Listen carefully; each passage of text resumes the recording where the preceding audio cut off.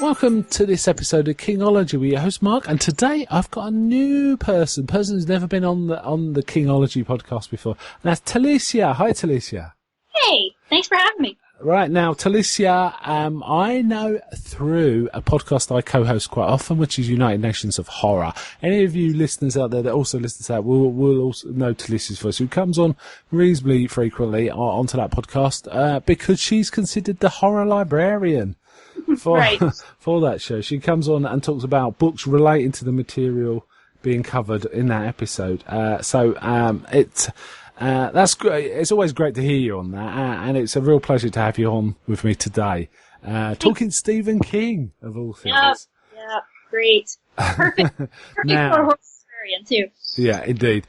Now, so tell us a bit about your background in. You can either talk about horror literature generally, or you can talk about Stephen King specifically, or both of them. It's up to you. Tell us a bit about your background with horror literature and Stephen King. Okay, I'll do a bit of a hybrid. I think at first kind of realized I liked horror literature when my grandmother had a copy of Edgar Allan Poe's short stories on her shelf. Yeah. And I managed to get them. After she passed away, I kind of inherited her books, and that was the first one I wanted to make sure I had. So I read that one when I was about 10 years old and was kind of hooked ever since. Now, as far as Stephen King, he's one of those authors that I wind up watching the movie before I ever wind up reading the stories or the books. So I'm actually not familiar with, actually for a while, put it that way, I wasn't familiar with the stories, the books form of the stories. I would kind of watch the movies when they came on TV or, go watch the movie. So I think around, college, I guess, I started reading him in earnest and, started really enjoying Stephen King after that. And I think I watched an X-Files episode that he had written called Chinga. Which is similar to one of the stories we're going to discuss tonight, actually, isn't it? Chinga. That's the only X-Files episode he ever did, actually. I thought so, but I couldn't remember. Yeah. Cool. So, you've got, you're reasonably familiar with Stephen King works. Now we're doing it chronologically, so we've actually, I already covered The Mist with Anthony Rotolo. However, I would be interested on your thoughts on The Mist, because I think it's an interesting book and movie. So, what was your thoughts on The Mist? That's the kind of the Stephen King that I like to read, that particular type of characterization. I think, I don't know, I actually got to see the movie mainly because it was filmed close to where I was living at the time. Oh, so, cool. Yeah. Yeah, the little shopping center that they used was in a little place called Vivian, Louisiana. So I think at the time, Louisiana was offering a lot of great tax breaks to filmmakers, and so pretty much every movie within the past 5 years was filmed in Louisiana. Whether you realize it or not, that's what Louisiana looks like. So, wow. But yeah, it was, so I kind of watched it for that reason. Do you ever stumble across films you didn't realise were filmed in it and say, that's Louisiana? Do you get that? When I watch, this isn't horror, but it's, the one about the girl vocal group. Suddenly I'm blanking on it, but. I know the one you mean. I can't remember. Yeah. Oh, okay, cool. That one, it was actually filmed at LSU, where I went to school. So it was kind of like, I kind of came across that and was like, I definitely recognized several of the buildings while I was watching the movie. So yeah, that does happen. Wow, amazing. Did you like the film version of the written story? I thought it was very well done. I mean, of course, when you go back and read the book, it's the characterizations are quite different from, there are definitely some Stephen King staples, especially the actress who plays the older school teacher. Yeah, so she's in a lot of Stephen King films. But Mrs. Carmody is a different take, but indeed, it worked quite well though. I thought it was a different take, and I'm kind of surprised they changed it so radically, but it worked really well. It was fun. I mean, I thought it was a very good, very faithful adaptation, and both worked really, really well, capturing that sense of like what happens when a group of people under duress try to deal with a crisis out of their control, and they kind of turn on each other, and so just a different characterization. So I thought he did a great job. Frank Darabont, right? Yeah, Frank Darabont, yes, indeed. I like this analysis of people. What happens is people under pressure sometimes become their own worst enemy. No matter what they're facing, they become the danger to themselves. Which, again, happens in The Walking Dead, right? Which Frank Darabont went on to make. In some ways, I feel almost like The Mist, the film version of The Mist, feels almost like a precursor to The Walking Dead. I know that one's zombies and one's, cosmic monsters or whatever they are, other dimensional monsters. But in terms of vibe, it kind of feels, they feel spiritually sort of akin to me. Yeah. I definitely felt that too. So, because I've been watching Walking Dead as well. Right. So, I just want to touch briefly, and I'll sort of ramble through this a little. In his introduction to this work, he actually talks a little. He raises a few interesting points. It's 4 little sections in the introduction. The first one, he points out one of his friends, and I'm not sure how much of a friend this is, pointing out how little money he makes from short stories, and how if he was a plumber, in terms of how much he gets paid per hour, he would have made more money being a plumber. And he says, but that might be true for when I sold them the first time. But hey, they're coming out in a book now, so I'm going to make more. And he's kind of his wife. But then he also says, and then he explains he doesn't do it for the money. Anyone who writes for the money is just a writing monkey, is how I think he puts it. You do it because you love to do it, which comes through in any time he talks about writing. That message comes through loud and clear, right? It's always there in interviews and books and stuff like that. He loud and clear. He loves his writing. It's kind of a writing addict, really. I think that's kind of how he identifies himself, and that's who he is. It's like, I think that's how we see him. It's like, we think Stephen King, it's like, oh, he's a writer. So I think it's more than just a job. It's like, for a lot of people, it's just, that's who he is. That's his identity. So definitely. And you can kind of see it just like in his characterizations. He definitely just, they're so vivid. So there's the sense that he's got his own personal stamp, like his own personality coming through. At least that's the impression I get when I read his stories. Yeah, indeed. I think one of the things, what makes him, in my opinion, a great writer is his ability to lend authenticity to his characters. Whatever situation they're in, it just feels like you're reading what would really happen and what people would really feel and how this different character would be. It just feels real rather than someone just saying stuff, about a character. He adds distinctness to his characters, and it's authentic. Authentic is really the word I always use when we talk about Stephen King. When it works. No, not in everything. It doesn't work in everything, but a lot of what he writes really works well. In his introduction, there's a third section where he starts talking about, he gives a little story, which is what he's wont to do. He likes his little stories. He starts talking about, he had, to make a lot of, he did a lot of driving when Creepshow was being shot because he hates flying. He really, really hates flying. Yeah. And he was listening to an audiobook of the Thornbirds across loads of cassette tapes. And he said he kind of felt like it was a long-term relationship.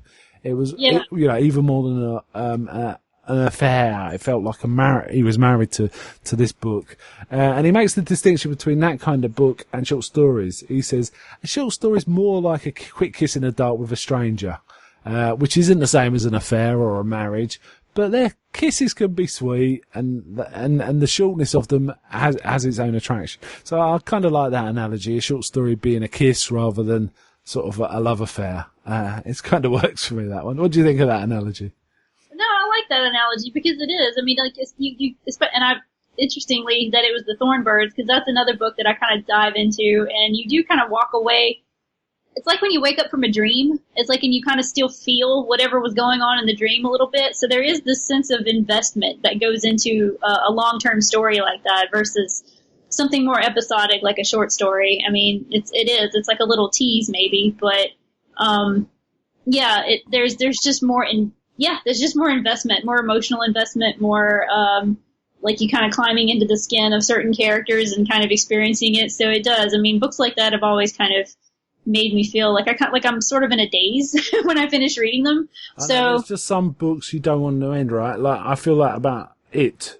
I've read it many times, but whenever I kind of get into the end of it, I start to feel a sort of sadness that it's coming to an end. Right. I kind of sort of completely get that. I get what he's saying there. Okay. Right. There's a few other points he makes, but mostly they're thanks to people. So we'll not get into those. Right. So the first story we're covering, the first story in the book after The Mist is, a story called Here There Be Tigers. Very short story. Interesting one. Essentially a little kid is frightened of going to the bar, frightened of his teacher. frightened to go into the bathroom, and when he goes there, he finds a tiger there. Yeah. And he's like hides from it and he's scared, and it goes on like this. And then someone else from his class comes to see what's going on. Unfortunate things happen, but he goes back to his teacher, tells her what happened, and she goes off, and the story ends. A nice little one there. Apparently he wrote it very early on. This is like one of his earliest stories. What do you think of this one? Yeah, I think he wrote that one in high school or something, right? He says, yeah, that's right. He also says it's really about his first grade teacher in Stratford, Connecticut, who was called Mrs. Van Buren. He says she was pretty scary. And his words are, I guess if a tiger had come and eaten her up, I would have gotten behind that. You know how kids are. Sure. Well, that was my takeaway from the story. It's like, there's always that little kid who's afraid to go somewhere, and they have this wild, outlandish story. It's like, oh, there's a monster, or there's, in this case, a tiger, living in the bathroom, and what would happen if that actually turned out to be true? That's what I took away from it. Yeah, it was. He wrote it when he was in high school. It was first published in 1968 in a magazine called Ubris, which he describes, and in another part of the book, he always thinks of it as like a Cockney saying it, hubris. He calls it Ubris. I don't know what that word means actually, but so 1968, spring 1968, so an early start there. Now it struck me the form of this story feels almost like a child's story. Yeah, I feel like if you edited it down and put illustrations on it, it could be a child's story almost. I could see it as like a picture book. Yeah, definitely. It definitely felt like that to me. I like the sort of issues of like embarrassment about standing out, because do you have to urinate? Sort of was the refrain the teacher would say, and the kid hated the teacher saying that. Again, it felt there was a touch of the authentic about it, wasn't there? It was a lot of fun. Okay, let's move on to the next one. The next one is The Monkey. Now, this was a much longer story, much longer. Here There Be Tigers was a very short and sweet kind of story. This, I think it might be, apart from The Mist, might be one of the longest ones in the book. It was first published in a magazine called Gallery in 1980, but it was actually quite heavily revised before being put back into the Skeleton Crew. What was your feelings on this one? Well, this one was the one that you said was a lot like the X-Files episode of the Chinga, and of the doll that comes to life or is somehow responsible for a tragedy in the family. Yeah. So, and that was, with the monkey, it's kind of interesting because the copy of the book that I have of the Skeleton Crew, I mean, that's obviously, you think that's the cover story because it's the monkey with the two symbols on the front cover of the story, on the book cover. Yeah. Yeah. So, I kind of was, when I first came across Skeleton Crew many years ago, that was kind of the book that was the story I was looking for. That was the one I wanted to read because of the creepy monkey on the front. But, stories like this always, kind of like awakened, memories from when I was a kid, because we've all had that toy or something, that inanimate object that just scared the crap out of us for some reason. And I had a cousin who had a ventriloquist doll, and I hated that thing. And it's like, and he knew I did. And he would always play pranks on me. And it was just stories like the monkey where you just know there's a toy that's capable of great evil. It's like that. I really could kind of relate to that story in particular. Yeah. It's a great symbol. In fact, I saw a scary monkey with symbols in a recent movie, the Goosebumps movie. I think one of the characters in that is that kind of character. And like I say, there's always something scary. Some kid has always got some scary toy, and it's usually a doll or a clown or, like you say, a ventriloquist doll. Something that's staring, usually. Oh, yeah, I've had this an interesting one because I didn't find anyone particularly sympathetic. It worked by the end of it because, there was he was doing things for a reason. It was kind of quite an unsympathetic bunch in this one, but it kind of worked as a story. You kind of got the vibe, and stuff, but it was interesting. Sometimes he just writes in no one in the story, in some of his stories, is a sympathetic character, and kind of interesting that he can still sell it, when it's based on that. I also liked I felt there was a touch of the Carries in this because it ends with a news story. and Carrie is composed somewhat of different, truths, isn't it? Like news stories and stuff like that. So in the end kind of reminded me of Carrie a little, in the way it happened. I did like this whole idea of this scary little monkey though. Or big monkey, actually. Not a bad one. Not my favourite, but not bad at all. Yeah, I kind of got, I guess, echoes of The Shining in this too, because there's that family tension. There's the one son that he's always at odds with, and the other one who's kind of like his little sidekick. The one, I guess, the son that he gets along with better, the younger one. Yeah. And it's between them facing off against the evil of this monkey that he thought he got rid of when he was a kid. So there's a lot of flashbacking of when he was a kid, and with I guess conflicts within his own family that somehow carried over into the one that he his wife and his children now and a generation later. So I mean I definitely got some echoes of The Shining in this as well. Yeah, I can see that. One of the things that I thought was interesting is he doesn't even try and sell the fact that you're not sure if it's really the monkey or if the guy's imposing the occurrence of the monkey with what would have happened anyway. Sure. We're basically sold, the monkey's the cause of it, right? Right. Okay, let's move on to the next one. This one is Cain Rose Up. Yeah. Interesting one, this one. Let me just dig out the background. I forgot to give the background of the monkey, but never mind, we'll move on from that. He doesn't actually say anything about that, so I'm going to have to bypass that one. He doesn't detail every single one, so it's kind of tricky. What was your thoughts on this one? This one, well, I mean, the notes that I have in front of me too, it was also published at the same time as Here There Be Tigers. So this is clearly something that he wrote late, earlier as a teenager. I wonder if this is one of those stories that kind of was sort of censored or put on the back burner for a long time, because especially after Columbine in 1999, any kind of story or movie that related to a school shooting was kind of suppressed for a while. Indeed. So, and that's kind of that's what this story is about. So it was very graphic, very, very different. I mean, sure, somebody reading it in 1968 or even 1980 when the Skeleton Crew came out would have a different story. It would be horrific, obviously, but much different connotation than it would be nowadays. Indeed. King famously withdrew one of his stories he wrote under the name Bachman, as Richard Bachman, called Rage. That's the one, yeah. This feels like a contracted or a subset of Rage. Yeah. Actually, it's got a very similar feel. And it doesn't feel like a immature work, this story to me. It feels a fairly mature writer here. It's kind of interesting. This, again, was one of his earliest published works, when it feels very coherent. Also, it made me think of the sort of last act, the last part of Apt Pupil as well. That's what I'm too, yeah.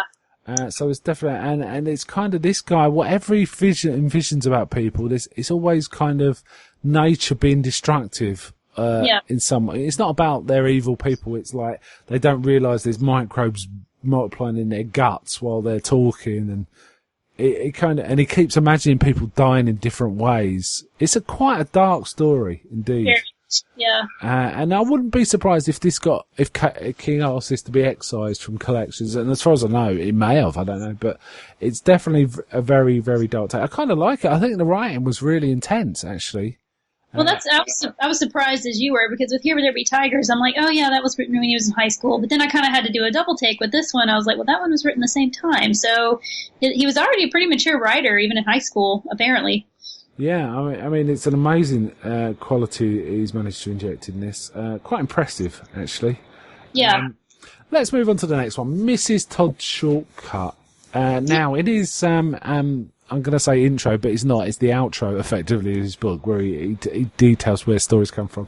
He actually says, my wife is the real Mrs. Todd. She's mad for shortcuts. And he actually says a lot of the shortcuts he details in this story actually exist. And his wife found them. And he also mentions she does kind of seem to get younger and wilder while she's going through this sort of process. So it's kind of interesting. He also points out that he's nothing like her husband, or at least he tries not to be. It's kind of funny. What do you think of this one?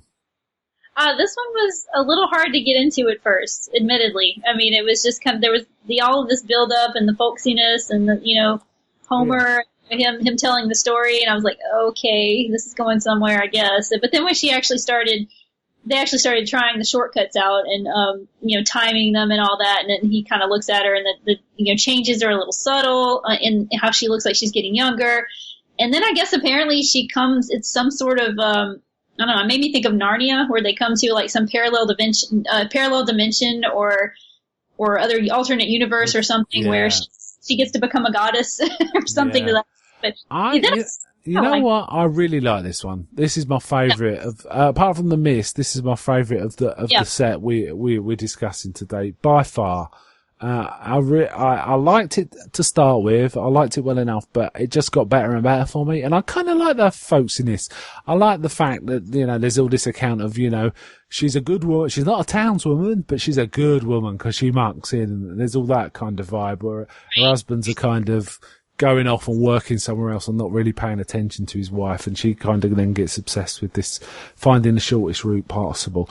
I really enjoyed it. I thought it was rather wonderful, actually.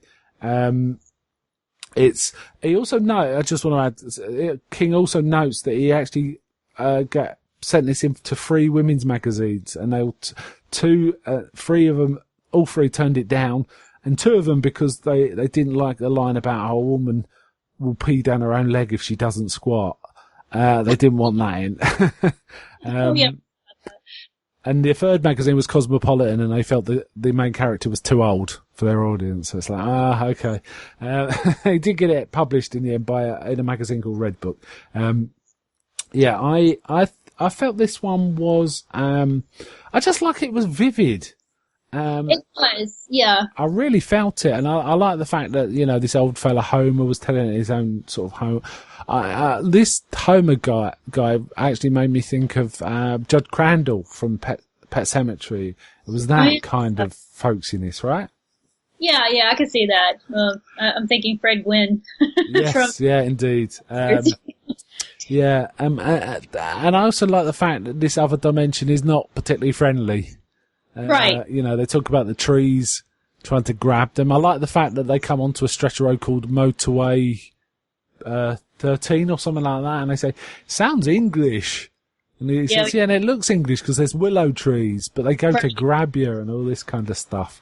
And there's all that. And then he finds on the front of her grill this weird, I don't know, ferret. It was kind of giant bug, wasn't it? There was a mosquito with human eyes, it sounded like, which is bizarre. But there was also some weird, furry creature with massive claws and poisonous teeth and stuff like that they had to sort of kind of prize off. So there's all this weird stuff going on. But there's this woman who's getting wilder and younger and more beautiful by going through this process. It's like time's different wherever she goes, right? That's what they say. And distance, indeed. And in the end, she just disappears forever, right? Into whatever that is. It's part of the world. But she eventually comes back, right? And the old fella that's going away is actually being taken away by her, and they kind of all know. It also reminded me a bit of stuff like it in the Dark Tower series. There's these what they call it, I think they call it it's a thin place, where, different dimensions can be crossed. It made me think of that a bit. And the Talisman has it a bit too. So there was a touch of that in it. I really thought this was great, actually. I really enjoyed this one.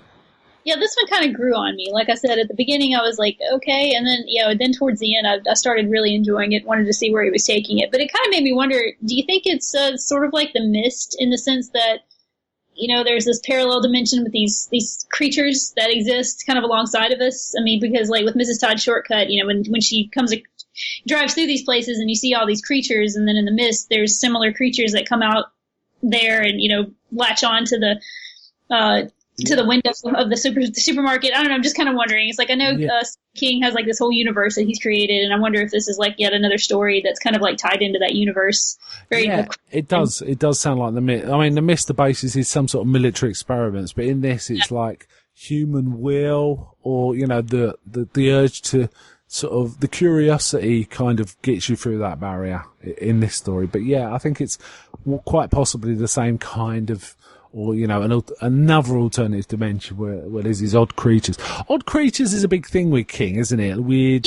Weird composite creatures and stuff like that. He has a lot of that throughout his works. It's very Lovecraftian. Yes, it is Lovecraftian indeed. Okay, the next story on the list is the one called The Jaunt. Yep. Jaunting is the ability to sort of move from one place to another instantly. And they actually describe the word coming from another story, which I'm trying to remember what it is. It's a semi-famous sci-fi. What's it called? I'm trying to think. My Destination: The Stars, I think. Okay. I think it's Bester, but I could be wrong. I'm doing that from memory. But this has got a scientific. In that book, it's like people can think themselves different places. In this, there's a scientific basis, or shonky science kind of. There's a field created, and if you drop into it, you kind of travel instantly. And there's quite a lot of lead up talking about the original experiments, this guy realised if he put mice through, they kind of drop dead. But if you only put the back end of them through and then pull them back without them going all the way, they were fine. And he finally works out that it's the head part that the problem starts with. And then he realises if they're asleep, I think he puts fish through, but one of the fish dies, but one doesn't. And then he works out that it's because the other fish was asleep. I don't even know. Personally, I don't even know if fish sleep, right? But they finally work out the conscious mind cannot go through this process without being sent insane.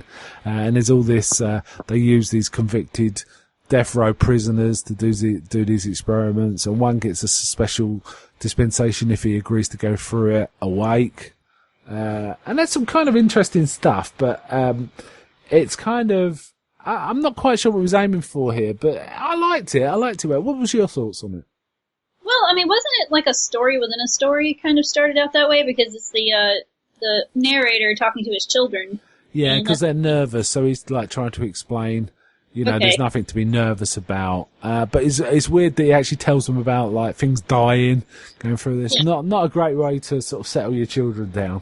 It's like going through the history of aviation, saying, the first plane crashed and exploded in a ball of fire, and the second one did, but then it was fine. It's kind of like that. Don't do that. Don't ever do that. But it's kind of, they're off to Mars, I believe. And the prisoner, I like the phrase, the prisoner who actually stays awake during the duel. He says a phrase, I think he says it's eternity in there. And I think he dropped dead then, or something like that. Also his hair turned white, which was kind of interesting. That made me think of It. Have you read it? I haven't finished it. I'm working.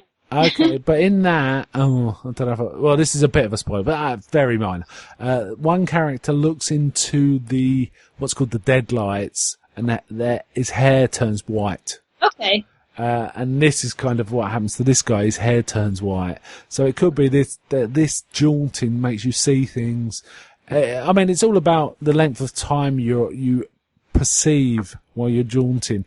It's like billions of years possibly, and it sends them, and of course there'll be no perceptual input. So the mind just has itself to live with for billions of years. It goes insane. You go insane. That sounds reasonable. I think you would, yes. I was wondering. I was like you. I was kind of listening to this on audiobook, and kind of wondering again, trying to piece it together. I mean, obviously they're going to Mars, but it's he sets up the background that Earth, I think, has been pretty much destroyed. Pollution has just kind of rendered it uninhabitable, so they have to go elsewhere. And this is the preparation or the framing device, if you will, that sets them up to explaining the jaunt. So a lot of the stuff that he was explaining, I was trying to follow it, but I think it was late at night, and I might not have been paying as close attention. Yeah, just so you're aware, you're not necessarily alone, and certainly in terms of the science and stuff. I don't know if that was what you're getting at, but it was actually sent into Omni, which is quite a famous science fiction magazine for short stories, and they rejected it because the science was all wonky. Which I think they're probably a hard sci-fi kind of magazine, so they want it all sounding realistic. But I mean, it didn't bother me at all. But it did get rejected when it was presented to Omni for that reason. And as you say, it's kind of a story within a story. It's all basically the dad telling this story until right at the end, right? And unfortunately, the kid wants to see what it's like, pretends to take the pill, and doesn't, and then kind of comes out insane. The kid's insane and sort of giggling, and it's pure madness, basically. I kind of liked it. It's kind of memorable. It stuck with me. I did remember some of these stories I didn't quite remember so well. The monkey, I had a real trouble remembering how it turned out, but I remembered the premise of it. And the fact this toy keeps turning up like a bad penny. It's almost a bad penny story, right? Isn't it? This thing keeps turning up. The Jewel was first published in the end in a magazine, the Twilight Zone magazine in 1981. And then, 4 years later, it was put into the Skeleton Crew. It's, as I say, it was, the term was from The Star's My Destination. And the bloke that wrote that is Alfred Bester. It's a story that's famous, and I tried to read it myself because it's meant to be like a sci-fi version of The Count of Monte Cristo, which is a great story. But I had real trouble with it. I found it a very odd book. Not a big sci-fi reader, but I do read some sci-fi. But it's a famous book and well regarded. So that's where I got the term. Okay, the next one, I'm just trying to find what is the next one? Wedding Gig. The Wedding Gig. Interesting one, this, because it's not supernatural, right?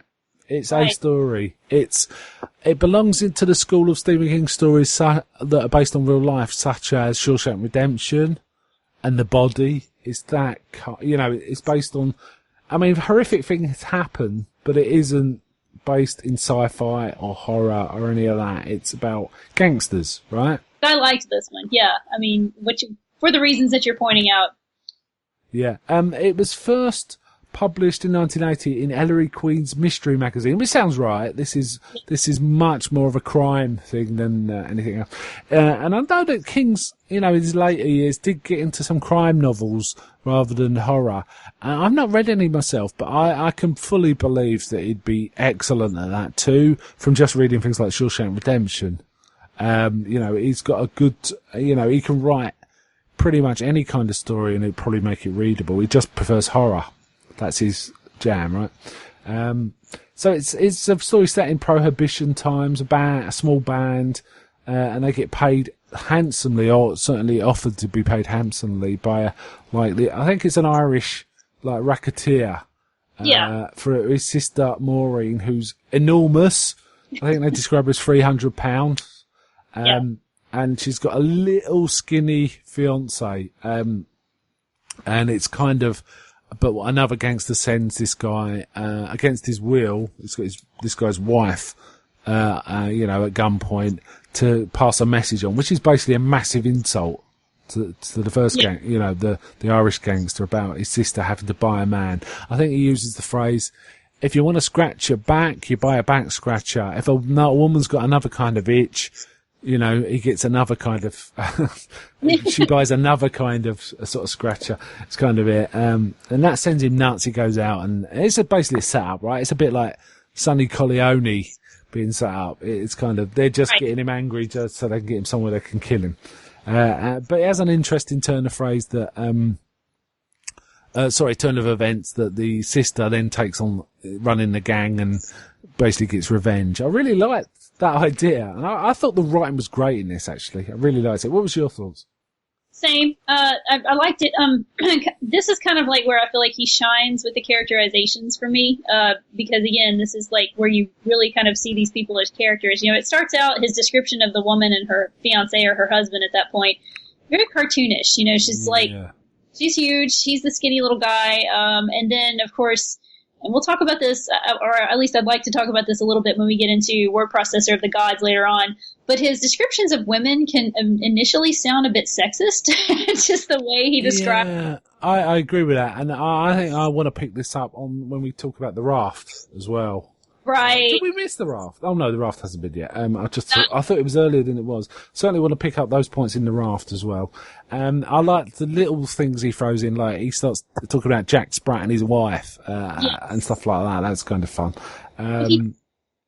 He did kind of turn it around, though, because, I mean, you're seeing this through the perspective of this jazz performer, this jazz musician, and of course he would see her that way probably, but then, out of her loneliness, she starts talking to the narrator, and he starts to actually like her and see, and then, as you said, like the turn of events, she turns out to be quite a tough character, quite the tough cookie herself, if you will. Yeah, she certainly turns out. She reminded me, there's an actually real life story it made me think of, about a woman who was called the Lioness of Brittany, right? This is really going back. This was, I think, something like 14th, 15th century, maybe 16th century. A woman in France, noblewoman, whose husband was captured and killed by either pirates or it was other French noblemen on the high seas. And she famously sold her estates, hired 3 ships, painted them black, got red sails, and they became known infamously as the Black Fleet. And she would attack and harry French ships with the help of the English, because the French nobility let her down, until she came to the day she found the men that killed her husband and she beheaded them. That's kind of awesome. It's a fascinating story. I would love to read that or see that made into a movie. That's fantastic. I'm just checking on what I've got it right. It was definitely the Lioness of something. Lioness of Brittany. Google that and you'll find out. Her name is Jeanne de Clisson. Is her name? The Black Fleet. That is a story I want to see in a film. I would love to see that. But this story kind of was that in microcosm, kind of a woman who's a husband or brother or whatever, gets taken out, who then goes on a revenge, rampage. I really, really like that kind of premise. And I kind of like this one. Apparently also, he does mention she gets even bigger and all that kind of stuff, but, it's a bit unfortunate, but, it's a good story. I like this one a lot. Okay, that brings us to the next one, and that would be... Sorry, I'm being a bit slow here. And that would be... it's a poem. It's a piece of poetry. Paranoid, a chant. I believe this was kind of written from the perspective of a schizophrenic.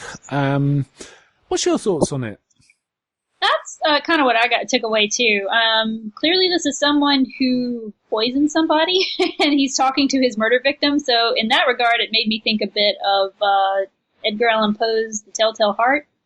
So, somebody paranoid, delusional, and trying to explain why they did what they did. So that's kind of what I took away from it.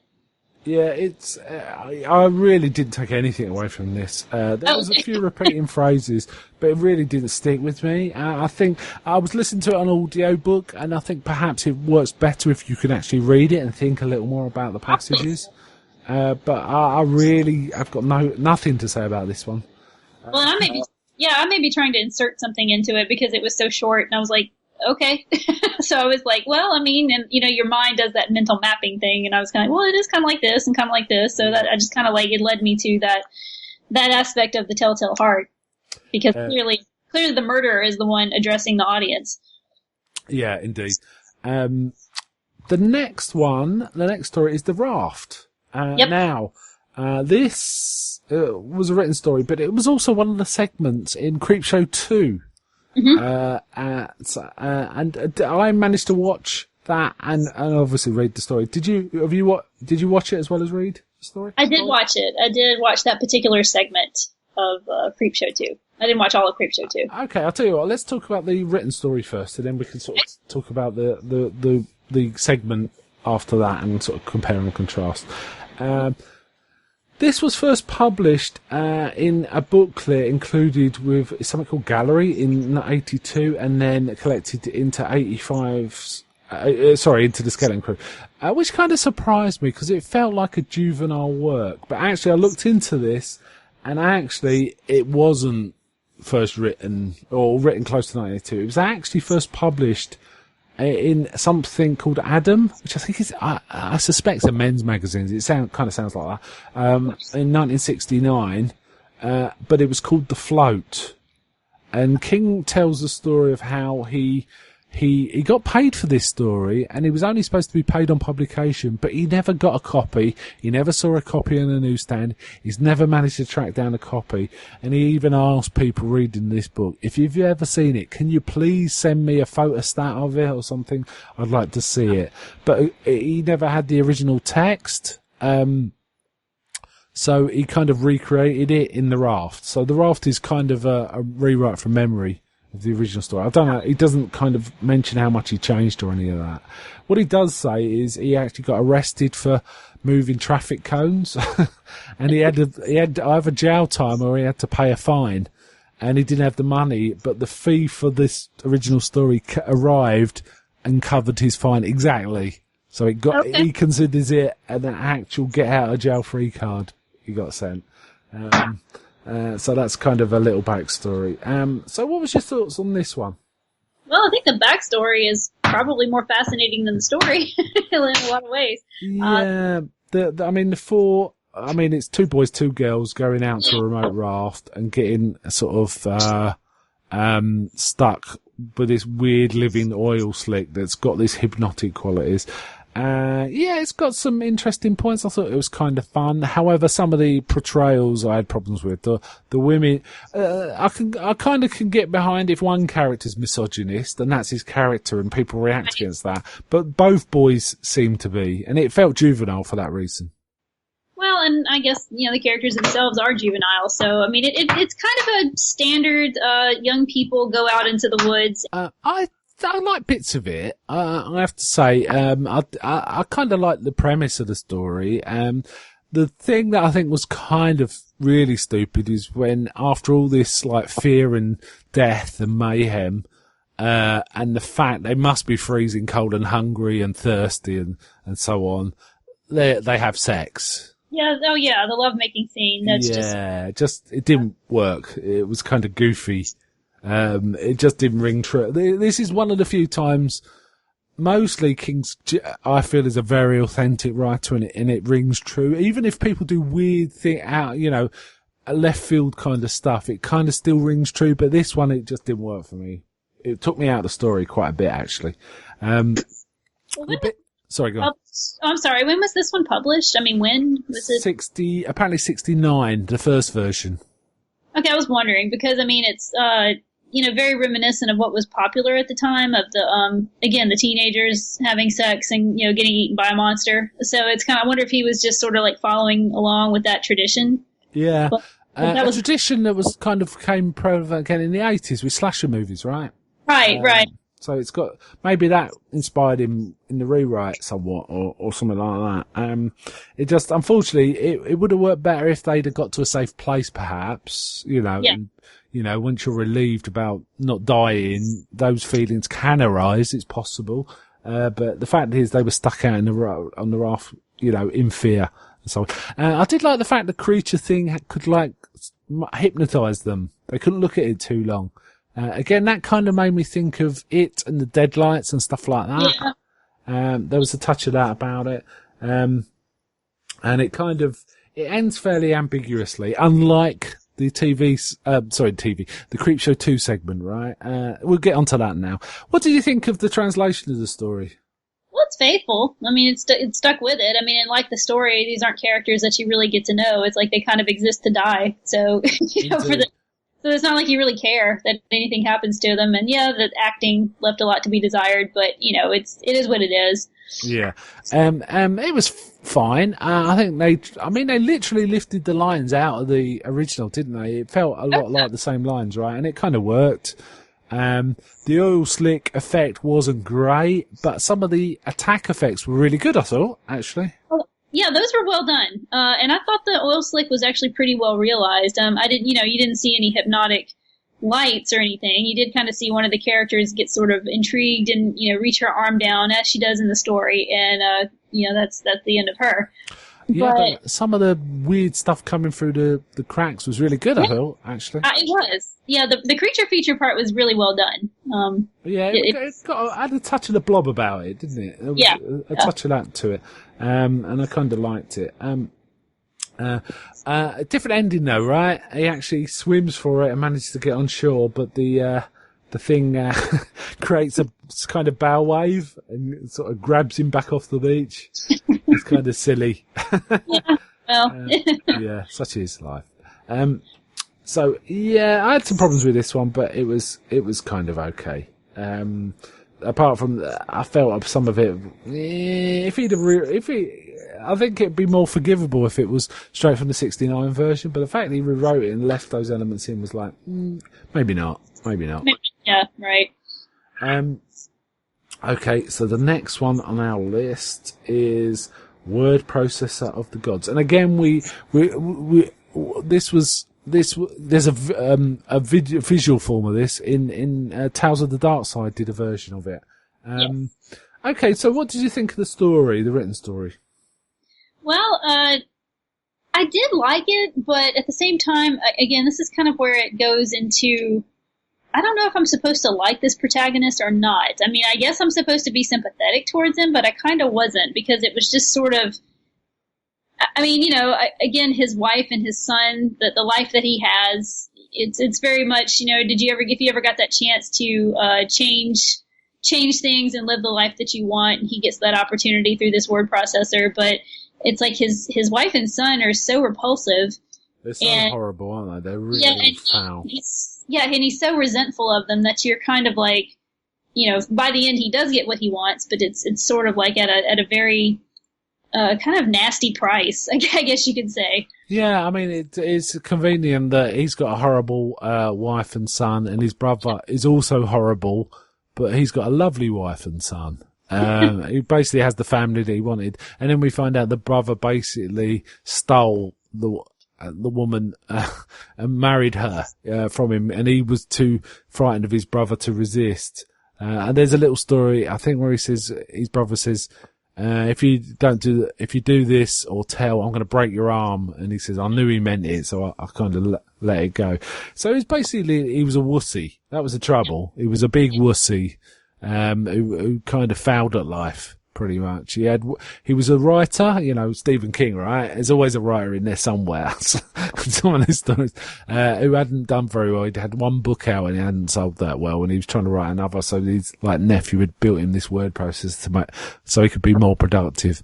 And it was all about his wife didn't even like him having a den and stuff, but it did bring in some money, so she kind of let him go, but she insisted her picture be hung up. It was right.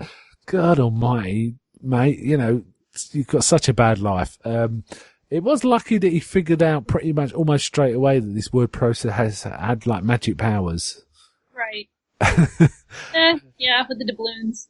Yeah, he should have definitely typed, this word processor has got no faults. He should have just typed that. There's a lot of things like that as I was watching and reading the story. I'm like, dude, yeah, there's a lot of things you could do with this before it, implodes. Yes. But yeah, I don't know, just missed opportunities there, I suppose, on the part of the protagonist. That's kind of why I was watching it thinking, I don't know. I mean, I don't really like him. I'm supposed to be sympathetic, but I'm just not feeling it. Yeah, I have to say, the first time I read this, I was definitely feeling a bit of the EC vibe, EC Comics vibe, and I thought he was going to type something inappropriate, something that could be taken two ways, and delete himself. I thought that was going to happen. Do you know what I mean? But it didn't. It turned out it was kind of a happy, and I use inverted quotes on that, a happy ending. What did you think of the Tales from the Dark Side version of it? I did like it. I mean, I thought it was it was obviously faithful, but I did kind of get more personality from him as well as his wife too. And I'll say this.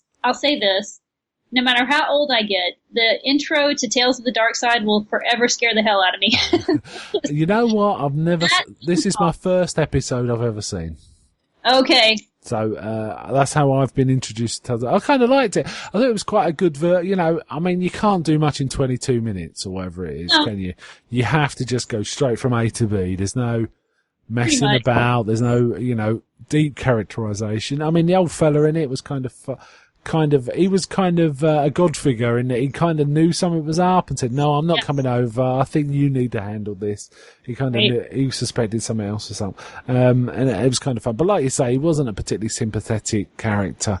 And I did like all the overuse of override on the screen and the fact it had to keep printing out stuff every time he typed something. Love the dated technology. I mean, definitely just the dot matrix and everything. Yeah. And it was in like a crate as well, wasn't it? And stuff like that. Awesome. Okay. That brings us to the last one we're going to discuss tonight. The Man Who Would Not Shake Hands. Now, I haven't got much background on this. In fact, I didn't write any notes, but what I did notice was it appears to be a companion piece to the fourth entry in, different, what's it called? The one with, I'm trying to think, different seasons, right? The ones with Shawshank, Apt Pupil, The Body, and the fourth one is a story called The Breathing Method, which is mostly forgotten about. It's not great, but it's okay. And that has this premise of a club of storytellers telling each other stories, which was alright, but a bit overextended. Yeah. This is the same club, and they even talk about some guy telling them a peculiar story of a woman giving birth. So that's how I thought, this is that club. And what they've got a phrase that's something like, it's not the teller, it's the towel, or something like that, to indicate, they're a storytelling club. And this is all about this, story of a man coming back from the Orient who's terrified of anyone touching him in any way. And then it becomes like a big poker session, where everyone's throwing money into the pot, and this is like, I think, is it like 19th century? I wasn't quite sure. Did they? No, they talked about motor cars, didn't they? So maybe the 20s or something like that. And they talk about getting a big gambling pot, and it's getting up to over $1,000. And this guy wins, and it's the guy who is loath to shake hands with anyone. And his excuse is he's been in India and everyone's kind of filthy and disease ridden, so it's give him a loathing of touching. But the guy one of the guys who's kind of trying to show that he's a good sportsman, grabs his hand and shakes it when he wins, and it's kind of, and he dies pretty much the next day, right? Right. And then we get this story of, they try and track him down because he leaves the money, and we get this backstory of what happened in, I think, India, where he had this motor car and drive around, and one of the kids got in the car, and though they were terrified of it, he was showing off to his friends, and he accidentally put it into gear and crashed the car and killed himself. And it was the son of a shaman who then cursed him. Anyone he touched would die. And it got like that, and it went on, and then the dog, he shook hands with a dog, and the dog died, and it ends with him shaking hands with himself, right? And died. It was kind of well constructed, but not really, didn't grip me. So, what did you think of this story? I enjoyed it. I liked the framing device. I mean, it had that M.R. James quality of the old guys around the fire talking to each other. They're obviously part of some club. And yeah, it takes place obviously after World War I suppose, because he talks about coming back over from the Great War, the war to end all wars and all that. And so it kind of had that more, I guess, Agatha Christie feel, maybe like the old Gaslight Mysteries, that kind of thing. I think you hit the nail on the head with M.R. James. I mean, M.R. James tends to be ghosts, right? But they're often like curses, type things. So I think you hit the nail. I think King often emulates other writers really well, actually. He's got some really good, there's one story in his other collection, Night Shift, where he's basically doing Lovecraft, and he kind of does it better than Lovecraft. It's just really good. It's one called Jerusalem's Lot.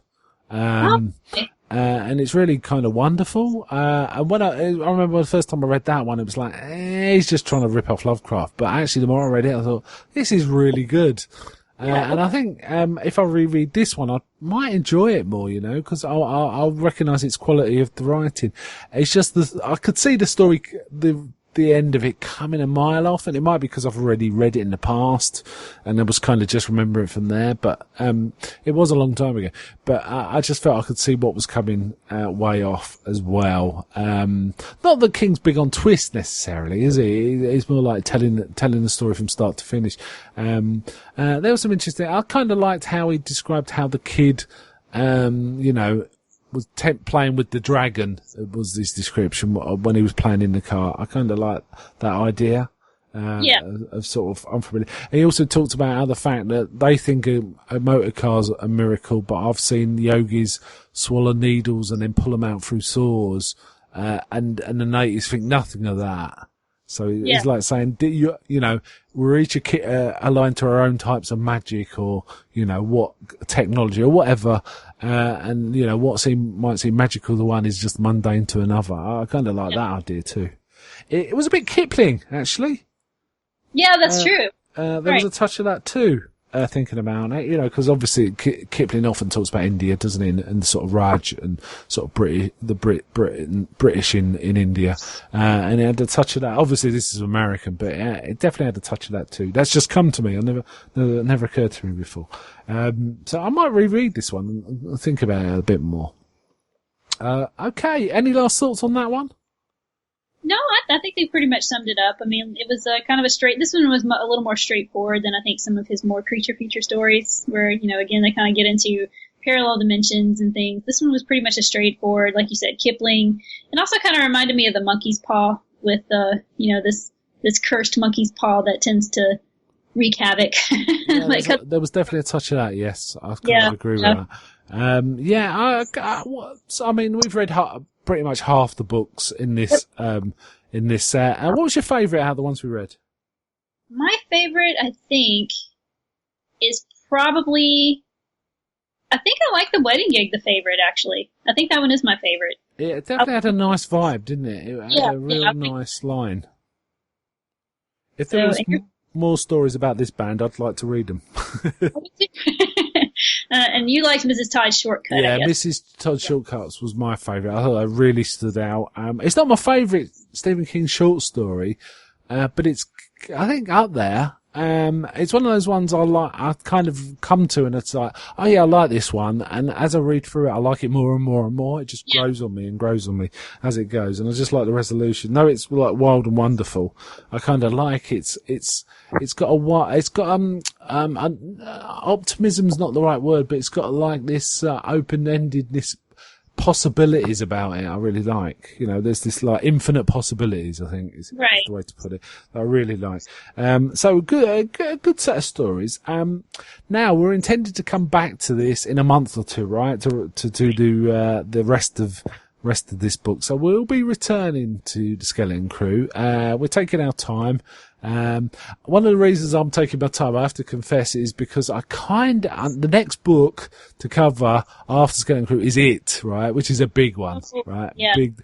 And also the film or the remake or whatever it is, I'm not sure if it's a film or a TV series, it's coming out in August. So I kind of want to tie that into it, but August is a way off yet, right? So I'm happy to take my time. is how I feel about it. Thank you for coming on, Talicia. It's been a real pleasure. I hope you enjoyed it. I did. I enjoyed doing this. I always like to read books and then talk about them afterwards. Oh, cool. I'm pleased to say that you said you'll come on for the second half, so we'll have you on again to talk more Skeleton Crew, and I'm looking forward to that. So, I'm going to say goodbye now, and thank you again, Talicia. Thank you. I was happy to do it. Until next time on Kingology, bye.